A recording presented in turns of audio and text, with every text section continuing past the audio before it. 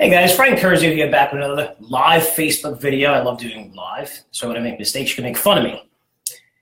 But we get a lot of questions on the chip sector, which is the semiconductor sector. A lot of price action taking place. A lot of these stocks are running higher. Some people believe this is a cyclical industry, which it used to be. And I would argue now more it's a secular industry. Now hear me out, because I never really want to claim that, and I see CEOs all the time claim that all of a sudden their industry, whether it's aerospace or whatever, it's no longer cyclical, it's now secular because we're seeing a huge bull market, especially today when it's going on about 8 years. When it comes to the chip sector, you're looking at AI, you're looking at IoT, which is the Internet of Things, connectivity of billions of devices.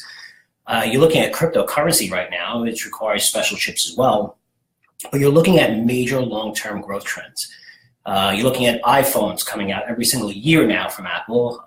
Every product you use, these chips basically are in these products. So I would argue this industry's got a long way to go.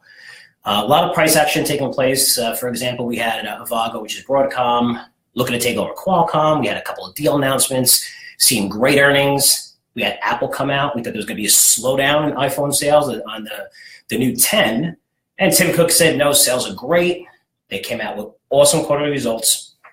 And since a lot of these chips make parts for these phones, we saw this whole sector rise again. So I'm getting a lot of questions. Should we buy? What's the best play?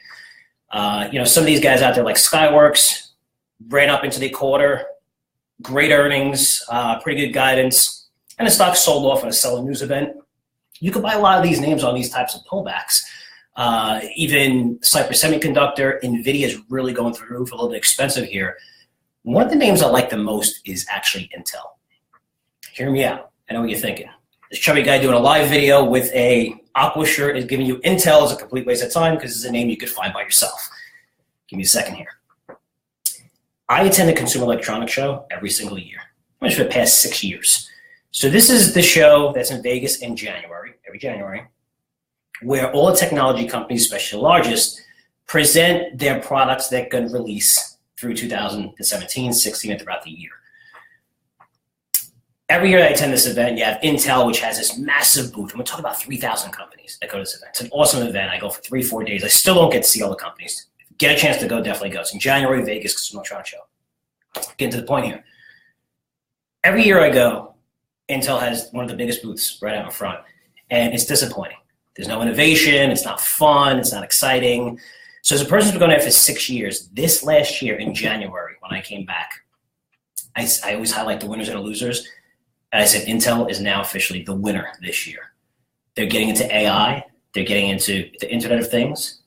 They're starting to create specialized chips, I'm sure they'll go into crypto pretty soon. But they're basically making chips finally, right, ahead of the curve that are more innovative than they've ever been. And we're talking about Intel, where they had a shot to be in Apple's iPhones when they first launched, and they missed the mobile revolution. These are guys that said, no, we're good, putting our chips in computers and laptops. How good is that working? Two secular declining markets. Today, it's a different company. The stock's about 25% for the year.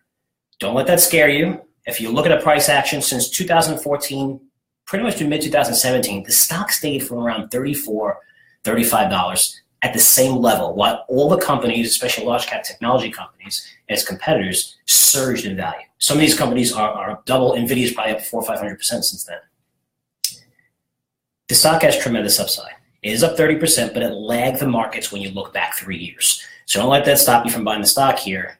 It's trading just 14 times earnings. Looking at a stock that perspective, the market's trading 18 times forward earnings, yet it's going to grow its earnings much faster than the overall market. So you're looking at a company starting to participate in the biggest growth trends in the world, finally, for Intel, right? I haven't seen that in the last 10, 12 years. Still a cheap stock at 14 times earnings, trading a below market multiple and also below its peers. Strong growth, and out of that, you're getting over 2% dividend to buy the stock today. I still see tremendous growth from this company and probably going to outperform markets and its peers over the next 12 months, most likely over the next 24 months. I'm Frank Curzio. I'll be back in another report and live video pretty soon.